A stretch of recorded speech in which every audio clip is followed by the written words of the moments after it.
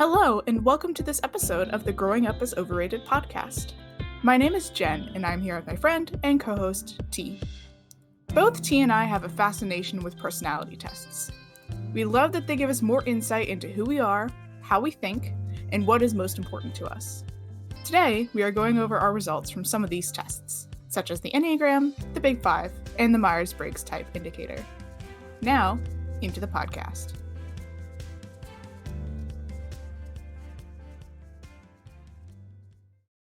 Hi, T. How's it going? Hello, Jen. I'm pretty good. How are you? I'm good. It was a very long week at work, so Dude, I feel I'm that. sad. I'm sad that I have to go back. I don't wanna. Yeah, I need more time off. yeah. I'm hoping that I will be getting more responsibilities this week, but there's a lot of events happening at work this week, so I'm excited to have those be done and then maybe have more to do. So but I won't get into that too much. But yeah, it's funny because while I was looking for things to do, I found an email from HR, and it was like a email that was like, "Oh, take this test and see what type of person you are in your team." And it was like water, fire, earth, air were like the types that you could be. Mm-hmm. And I was like, I love personality tests. This is for me. And so I took a personality test at work. And I wasn't surprised. I got water. And I mean, this can be controversial for some people, but there's an uprising in interest in zodiac stuff. But like, my sign is Scorpio, which is water, and so I wasn't really surprised that being somebody who I don't really I go back and forth with zodiac stuff, but I do kind of see it more as a personality test that's not super based on anything except for your birthday. But I do like think it is interesting to look at things like zodiacs and personality tests to see what you believe about yourself. And it could totally be wrong. But it's still that element of looking at something and saying, is this true about me? That I think really opens up a really great dialogue for yourself, and maybe even with others, because I love also doing these tests with friends. Sometimes, I think you and I have done that a few times. Well, we did preparing for this episode too. Yes, we did. But sometimes you'll just send me a BuzzFeed quiz, and then we'll get on a whole tangent. Quizzes. I know that they're dumb, and I know that they don't really mean anything, but oh my gosh, I love me a good BuzzFeed quiz. They're very fun. They're I so also much fun. enjoy them.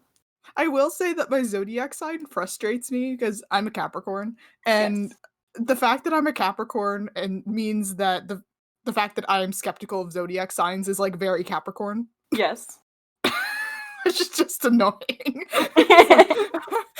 I'm skeptical of zodiac, which makes me even more of a Capricorn.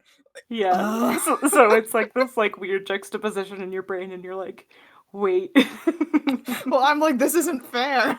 Yeah. Yeah, no, I'm not gonna lie, I think you're a straight up Capricorn. Like I also I have gotten into deeper into zodiac stuff via like the natal charts and like how different parts of your sign actually, so like that's why you'll see somebody in the world of zodiac. That's the reasoning for why you will see somebody who is like two people who are both Scorpios, and one of them is really vindictive, but the other one is like sweet as pie, and really nurturing. It's because there's other signs and stuff like in your other houses, and it's a lot to get into for the sake of this one episode. But like there's more than just your sun sign, which is like you're The a one that Capricorn everyone and I'm knows. a Scorpio. Yeah, and it's the one everyone knows. But like, um, I don't know. That's kind of where I really started with using kind of more new agey things to look at myself. Mm-hmm. I mean, like, in terms Yeah. of the personality tests, like, I had a very similar experience to you in that at one point my job asked me to do a personality test. And it was actually one of the ones that we are going to talk about today, the Yes. Myers-Briggs type Which is one of my personality test. favorites. Yeah, it's my favorite too. I feel like it's the most accurate one that I've ever done. And it's just it's good. It's and I really enjoyed it. Um like my for my for my work, I was asked to do this before the interview, actually, and they Yeah. asked me during the interview what type I was, and I'm the same type as my boss, funnily enough. So he found that amusing, and Yeah. that might have been part of the reason why I was hired. That'd be really funny. Because it would be really funny, because my type is kind of like an analytical Right. perspective, so, like, it would be really funny if that actually did influence him. Yeah. Um Um yeah, okay, so when I was in college, since my major was housed inside of the psychology department, we did actually talk a lot about personality.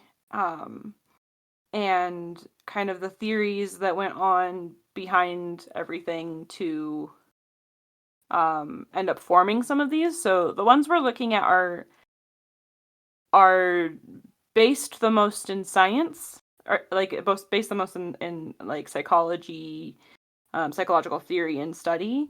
And so that's why we chose them.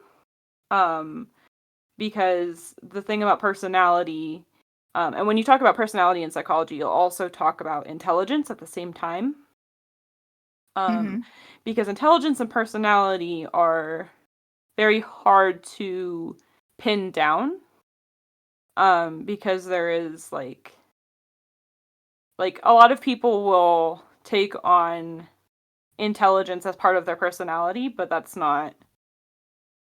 uh that's not really the case. It's more kind of like, how do I explain this? The thing is that intelligence can be described as many different things, and it's also kind of grouped in with talent. So like a lot, I think the stereotypical way that people view intelligence is how talented are you at school Mhm. and math, and like those, like the common core four. Were you gifted Um by the test-taking gods? yes. Um and I really had I had a huge problem with this idea of intelligence, especially as an 18-year-old, which is really what got me into being like, no, I want to go make a difference in schools. Um, because I was by no means a bad student, but I wasn't like a straight A student. Like I was interested enough in social and being social that um I didn't really have the time to get into just being like studying all the time. Um, so that's why I really gravitated towards these tests and learning about them a lot. But I still have a lot to go through to learn more about them. So um, by no means are either of us experts. Absolutely um, not. but we're gonna kind of talk about our personalities in each one of these. Um, so Why yeah, don't why go don't we ahead. start with the Myers-Briggs one, which is both of our Okay. favorites. Let's start there. So, what type are you? I am an ENFJT. So I'm extroverted, intuitive, feeling and judging, and then turbulent type. Mm. And then you are. I'm an ISTJ, an Mhm. introverted, observant, thinking, judging, and I think I'm T, but I didn't have that written down. but I think I'm T. I've looked at that one for you several times, and I cannot. Most people identify as T, but it's interesting because turbulent is supposed to be like you're not afraid of conflict, and I don't think that's you.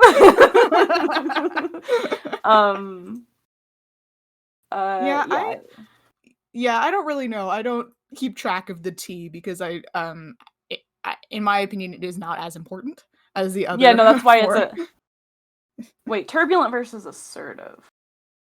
This part always confuses me. Okay, so assertive individuals tend to be calm, relaxed, and free from worry. That does not sound like me. Turbulent types are more likely to be self-conscious perfectionists, concerned about their abilities or about how others perceive them. So, yeah, I'm a T. I think the terms that they use to define that don't really make sense. I don't know. I don't really think of calm, relaxed, and free of worry as an assertive person, but maybe that's like assertive, like confident, so you don't worry about what other people think. Like, but I don't know. That just kind of confuses my brain. See, that would explain how my boss and I can be the same type. He must be an A. Well, he's also older. So that's another thing that plays into this is just because, like there is still development within each personality type. So, as you get older, hopefully you would get more confident. Very true. I will say that, like, the first time I took this test, I was really sad because my personality type is supposedly the most abundant type. Oh, really? Yeah. 13% of the population supposedly has my type. And I was like, oh, that means that I'm not unique. I'm boring. And so that did make me kind of upset. But as I have, like, grown into this type more, I'm like, this is very me. Like, it's called the logistician. Like, very, very me. Which is hard to say. Yes. Logistician. Anyway, yeah. Tend to be reserved yet willful with a rational outlook on life. Sums me up pretty well. Yeah, I think so. Mine is just like me to an absolute T. And with I T. think with T. And T with T. That's not my user. No, I'm kidding. So I had always felt really alone in the way that I identify myself and the way that I feel. And so I talk to friends and I'd be like, do you ever feel like this? Like, for instance, ENFJs can often feel like they are alone when they're in a crowded room. Even though we're extroverted, we're actually the most introverted of the extroverted types because introversion and extroversion are on a scale. It's not really black and white. It's a scale. So I'm actually more of an ambivert, I would consider myself. But I do tend a little bit more extroversion. So, like feeling alone in a room of people is just kind of one of those things that happens when, I don't know, I kind of like want to, like, especially in a new situation, I want to sit back and I want to observe before I just absolutely jump in. Like, most people think of an extrovert as somebody who's just like super charismatic and always like out there and doing, social things constantly, but it's really more of where do you get your energy from? And I get my energy from other people and deep conversation. So if I'm in a room and everyone's talking about really boring small talk things that I don't give a crap about, then I'm going to feel really alone in a room, right? So but yeah, so my type is called the protagonist. Which it used to be called the paladin, but they changed it to protagonist. So it used to be like fighter, but it's still kind of like the picture that they use on the 16 Personalities website. I'll link all of these personality tests in the description. But mine is like it's it's like a person with a sword. And so these warm, forthright types love helping others, and they tend to have strong ideas and values. They back their perspectives with the creative energy to achieve their goals. So these are just very like natural born leaders, full of passion and charisma, and only about 2% of the population.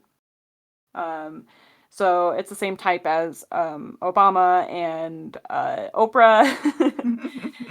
That's kind of the fun thing about this one too. Is like at the bottom it says other people who have the same personality type, and so it's Obama, Oprah, John Cusack, Ben Affleck, Sean Hermione Connery. Granger is listed on mine. Yeah. I also have George Washington. Morpheus from The Matrix is on mine. There's some like characters. Yeah, like you said. Yeah, with Hermione. I've also got Natalie Portman. Nice. And Denzel Washington. I forgot about Sealy Booth from Bones. Oh my gosh, I love him. But yeah, anyway, so yeah, so that's like kind of a fun thing to be like, oh, what, like it kind of fits as a sort of I'm losing the word right now. It's the kind of tests that tell you what you should be when you grow up. Oh, those career tests things? Yeah, there's a word for it and it starts with an A, I think. But anyway, so aptitude yeah, test? aptitude test, yes. So yeah, it's kind of an aptitude test in a sense. So like mine always says like you could be a politician, a lawyer, or like somebody who's really caring, like a counselor or a teacher. And so yeah, and then I think that there's also a thing where you can say like what is the compatibility between these two types of people, and it's by no means saying you should or shouldn't be together, should or shouldn't be friends or work together or whatever, but it's more so saying that you should be aware of the possible conflicts that might arise, like if you're not aware that they are very sensitive about something. Yeah, I don't know. So it's good for that. I'm now looking at the strengths and weaknesses. Yes, that's the fun honestly part. Yeah, I really love that. I really love I really love looking through just all of the sections of this. So there's strengths and weaknesses, romantic relationships, friendships, parenthood, career paths, workplace habits, and then an overall conclusion. But yeah, like, the strengths and weaknesses are fun. But like I'm looking at strengths and weaknesses, and they're very true. Strengths, honest and direct.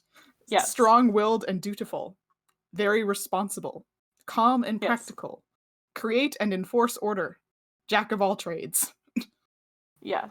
All things I love about you. And then weaknesses. Stubborn. Insensitive. Always by the book. Judgmental. And often unreasonably blame themselves, which I've really been feeling lately. Yes. With work and things like that. I really need to recognize that about myself and pull back when I feel that I have done something really, really wrong. It's like most of the time that's not really true. And I am unreasonably blaming myself. Yeah. Yeah, and I tell that to you all the time, like, hey, you're just being too hard on yourself, but I struggle with that too. But it's interesting because that's not actually on my weaknesses. Yes, tell but me. I am strengths and weaknesses. I am too hard on myself, but that's not what this personality test says. So, it says I'm tolerant, reliable, charismatic, altruistic, and a natural leader. Very true. All those things. Yeah, like it's the tolerant thing is funny because so many times I thought that I wasn't really that patient when I was working directly with kids, and the parents would always be like, "You are so patient with them," and I was like, "Really?" Because I feel like I mean, I wouldn't say that to them, but I was just like, I was like, man, like, you don't know how, like, I go home and I can't sleep because I'm just so frustrated about this child. Or like I want to help them so bad. Like that's the altruistic part. Is I'm just like, wow, I see somebody and just because they're frustrating me, it doesn't make me be like, oh, I'm gonna give up on them, like screw them. Like that's not me. That's for me, I'm more like, how can I get through to them? Like there's a that one South Park episode. I don't really watch it very often, but this is a really funny bit where it's talking about one of those movies where like a teacher goes into a hard school and Mhm. he just goes, how can I reach these kids? And I just felt like that all the time. But yeah, so my weaknesses are I'm overly idealistic, too selfless, too sensitive, fluctuating self-esteem, and struggle to make tough decisions. Um, yeah, so I can often be stricken with paralysis when I have to make really hard choices. Mhm. And these are all really true. The too sensitive thing is probably like my flag. um, before, especially, I mean, I still do have a little bit of a challenge with this, but this kind of sensitivity isn't really like, it's not like, hey, you hurt my feelings. It's more like I can take criticism, but this is where I take things too harshly, and like think that I'm not doing well enough. Mhm. So You're this sensitive is, about your work and your yeah, like I'm what you sensitive, produce. yeah, and the quality of relationships that I'm building. So we often feel problems that aren't our own and try to fix things that we can't, worrying that we're not doing enough for others. And that like is hard for us to like feel like helpless that we can't help somebody, but like we want to help them so bad.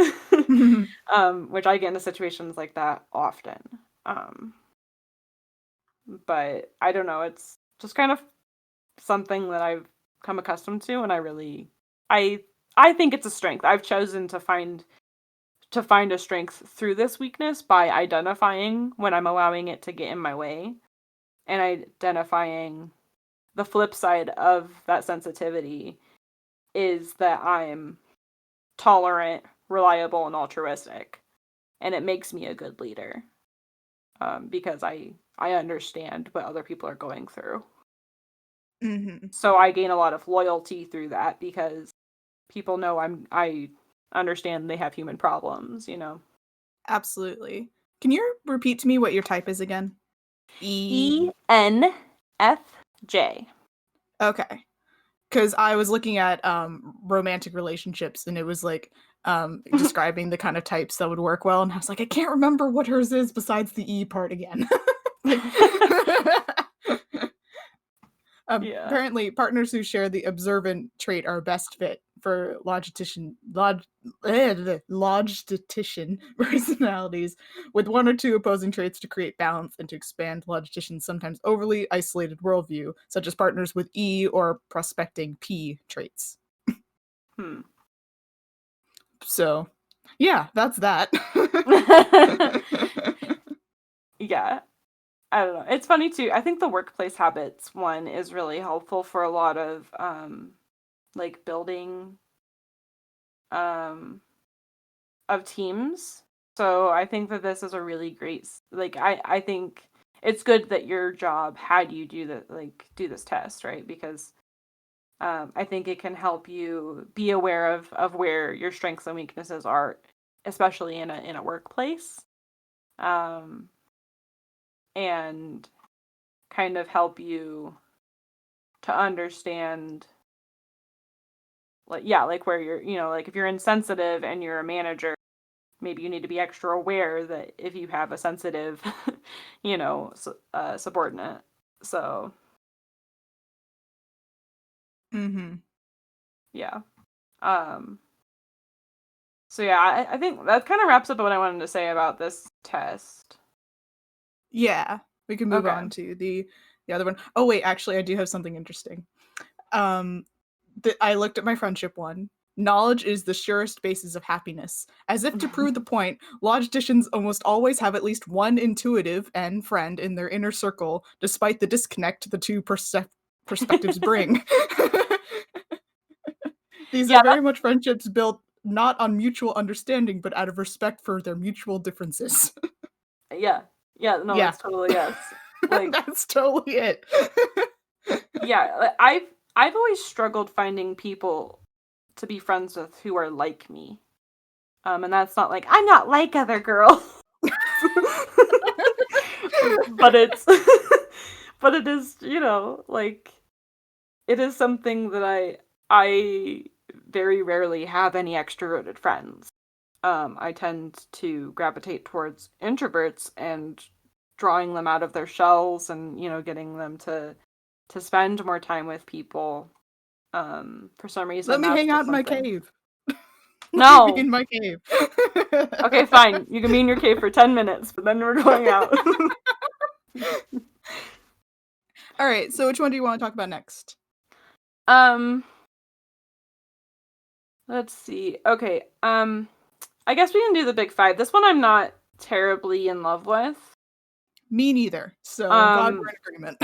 But this one is actually, I'm pretty sure this, I mean, take this with a grain of salt and you can do your own research, but I'm pretty sure that this one is older than the Enneagram or the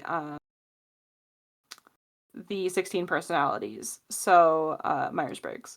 Mm-hmm. But it is kind of, the admiration I have for it is that it is,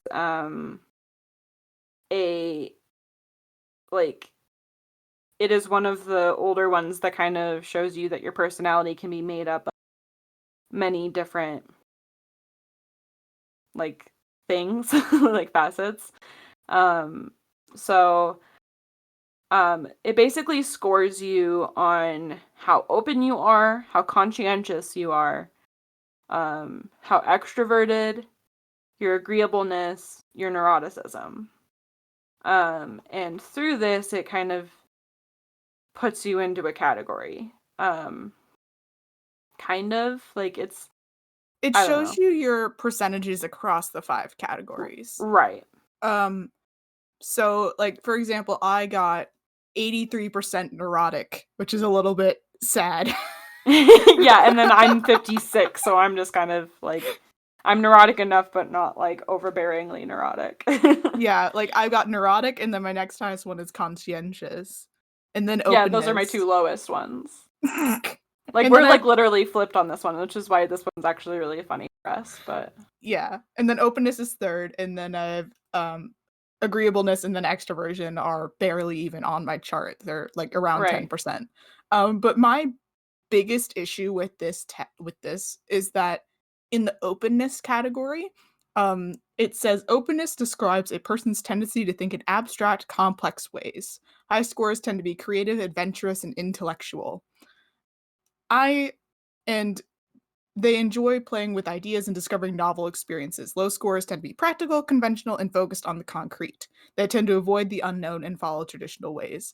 I do not agree that intellectualness is connected to creative and adventurous exclusively. Yeah, so this is So that's yeah. my biggest problem with this test, is that I don't think that those 3 things are linked together and can be described as one thing, that Right. being Well, openness. this goes into the still controversial thing I was kind of hinting at earlier of what is being an intellect. Like, if you look at Leonardo da Vinci or some of the great scientists and the great brains of the world, of course we're calling them intellects, right? But they're all intellectual because they're open to new concepts. They're not saying what is concrete and known right now is all that can ever be. They're thinking outside of the box.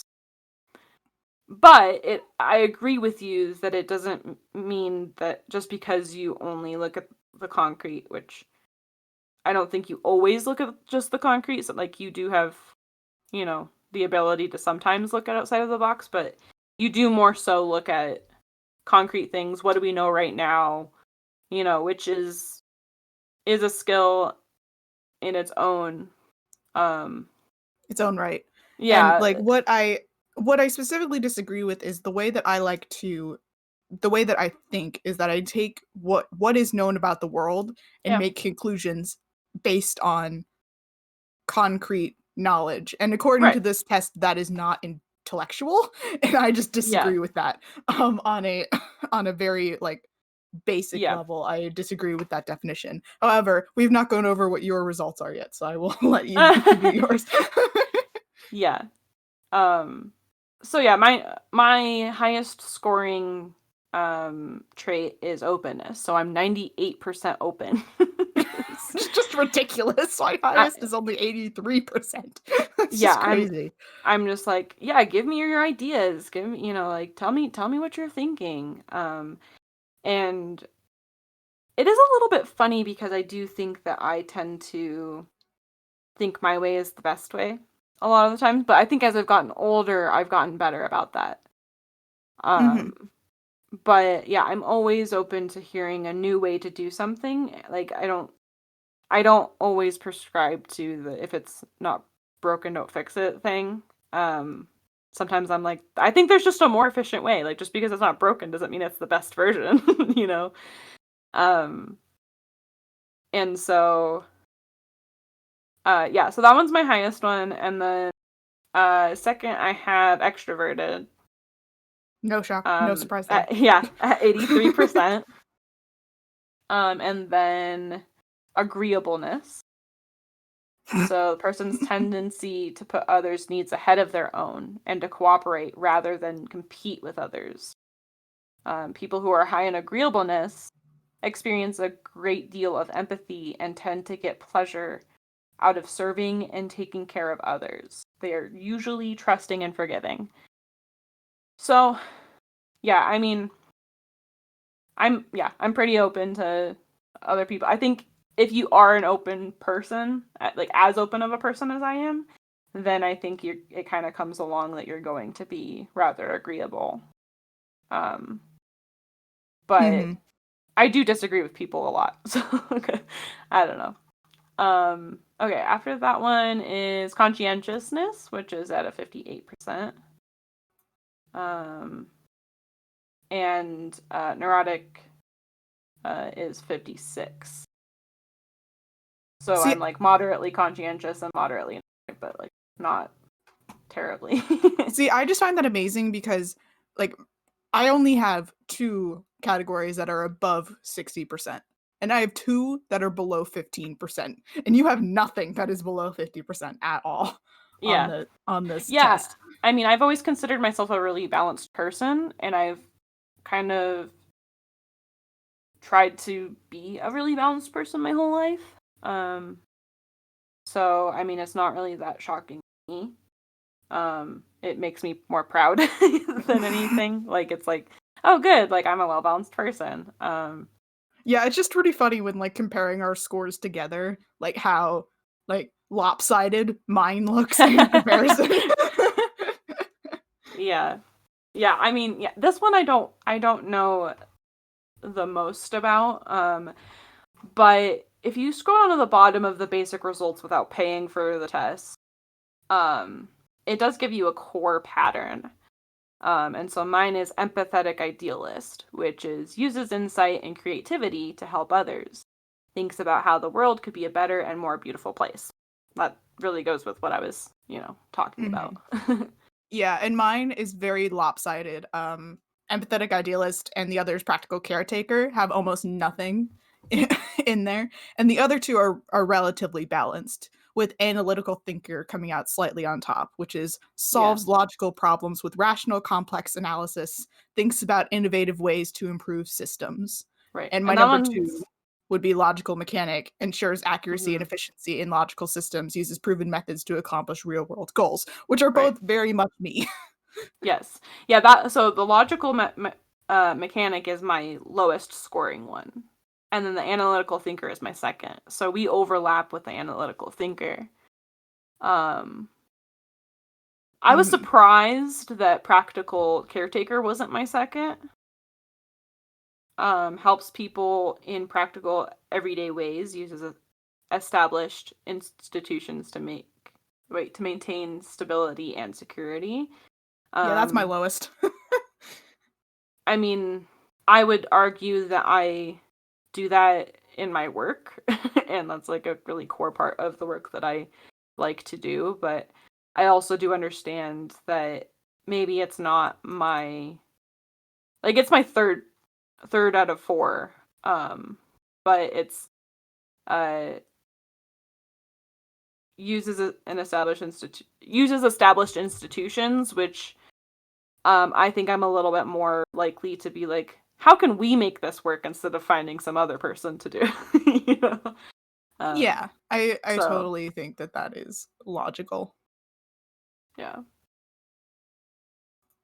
Yeah. So Oh, what? it does say, sorry, it does say at the bottom, I never looked at this part. It says your traits in action, which is interesting. And it says, this one sentence just kind of caught my eye. It says, your ideal work is kind, equitable one. Where people treat each other fairly and with compassion. And I was like, yeah. Yeah. Sounds about right. Yeah. Cool. So yeah, the Enneagram is our last one we're going to talk about. Yes. This one's really interesting. And I have to say, this is the most complex one, and it has an extreme cult following. Yeah, it is deep. We are only going to be dipping our toe into it. So much reading. There's many podcasts. There's tons of just a wealth of knowledge in this test, and I think it is right now considered the gold standard because it does the best job at explaining how your personality type can sometimes change depending on how well you're doing mentally. Mm-hmm. And then how you interact with other people who are maybe like the opposite of you, or like maybe you get along really well with this person when they're doing great mentally, but as soon as they're not doing great mentally, it's a no-go. Or if you're both not doing great mentally, maybe then it does work. I don't know. So it has a lot of wealth and depth, but basically you have a number 1 through 9. And then you can have a wing, which is, so I'm a number 2, and I think I'm a wing 3. And that just means that I can sometimes kind of act like a 3, but on the flip side, I act like a 4. If I'm not in health. And why don't you tell what the 2, the 3, and the 4, what those are? Okay, so the 2 is like a really like emotional person who wants to help others, so we're not surprised. Here, this is the one I forgot to pull up. Let's see, 2. I've got it. I can do it. A 2 can be described as the giver. 2s want to be liked and find ways that they can be helpful to others so that they can be loved and belong. So that's your core. Your wing is the 3, which is known as the achiever. 3s want to be successful and admired by other people and are very conscious of their public image. And the flip side would be 4, known as the individualist. 4s want to be unique and live life authentically and are highly attuned to their emotional experience. Yeah. For sure. Yeah. So that would be, so you're a 2 most of the time, 3 is your wing, and then when you're not doing well, you're a 4. Yeah. So I don't know which one is my not doing well one, because I didn't write that down. Yeah, here, I'm gonna pull up the wing, but go ahead and talk about your... Yeah. You're 9? So, I don't remember. No, 5? I'm a 5. I'm a 5. I'm 98% match for a 5. This one's really sure that I'm a 5. Yeah. Described as the investigator. 5 seek understanding and knowledge and are more comfortable with data than people. That's funny. My wing is a 6.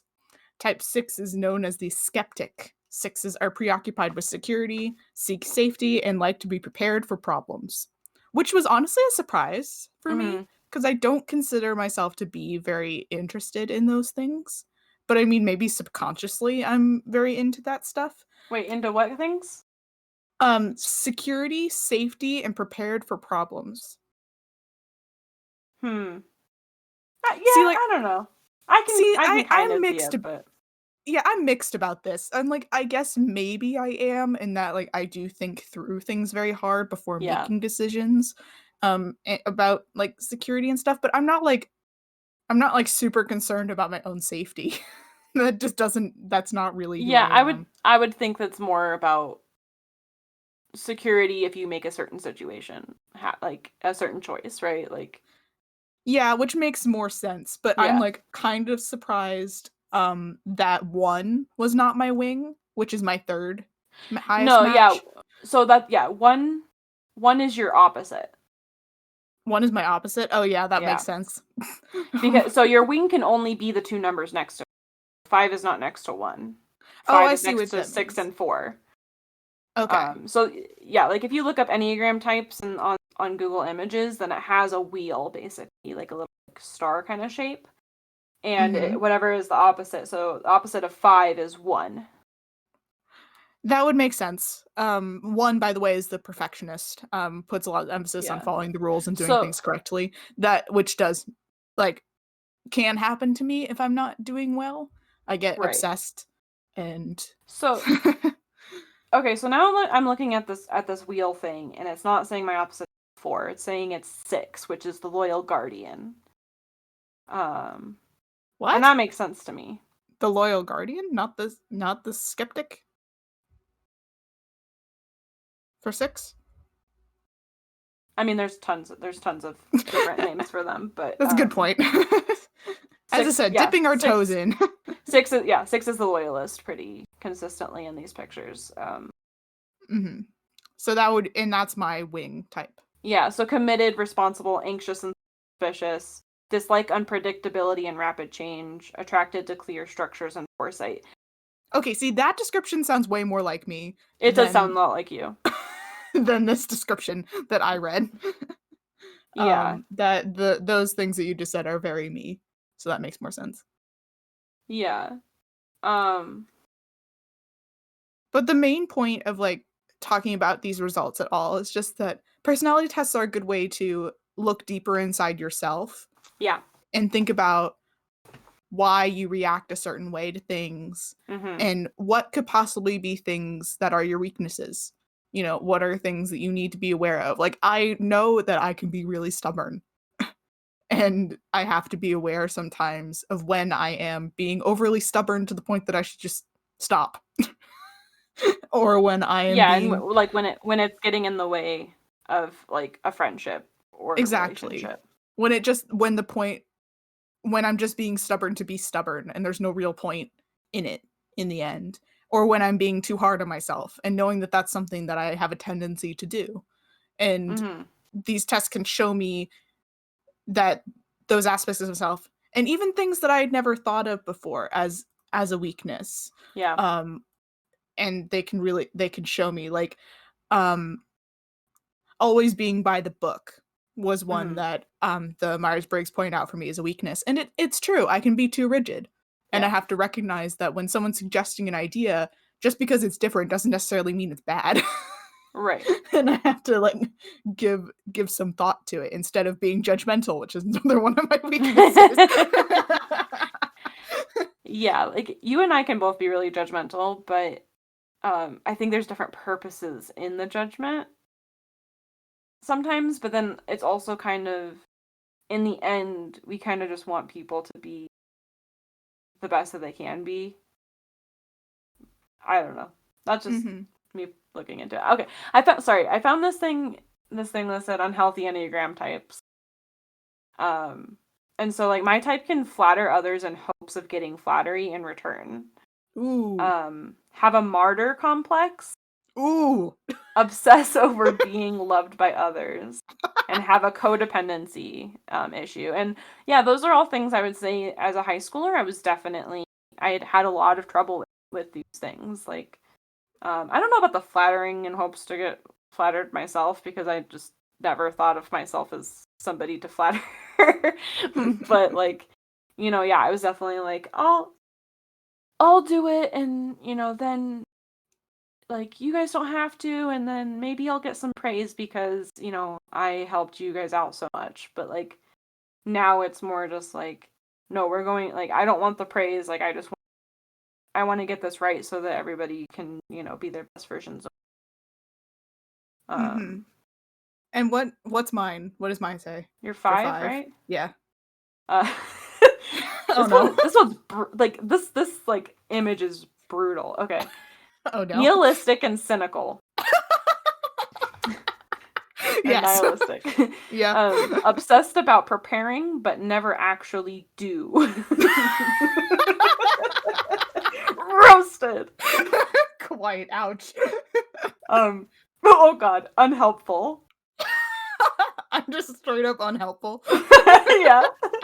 Wow. Thanks. Physically neglectful. Okay, yeah. I could see that. Yeah. Inwardly terrified. Just generally terrified. And then eccentric. Okay, yeah. I could see all those things.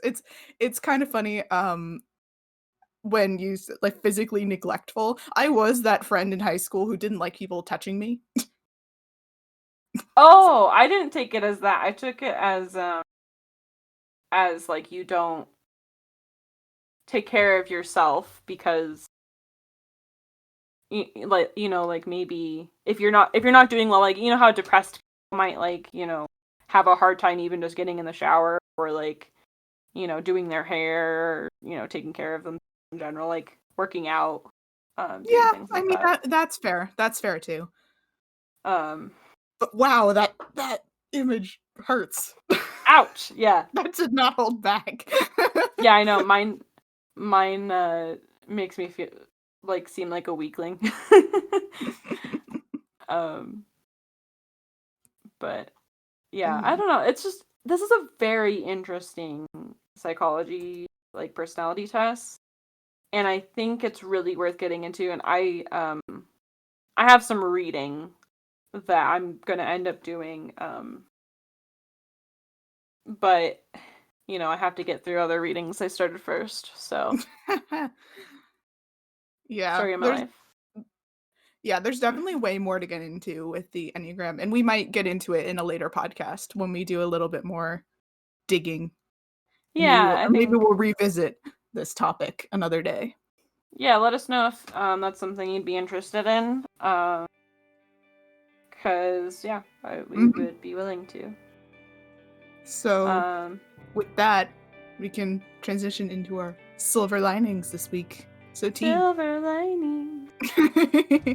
What have you been doing this week that has been making you happy?